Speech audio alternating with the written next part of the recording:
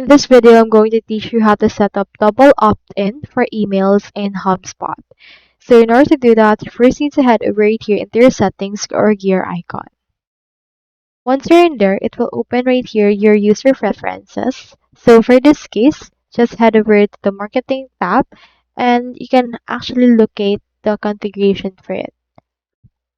If you want, you can also just search for it directly, but here it is under the tools.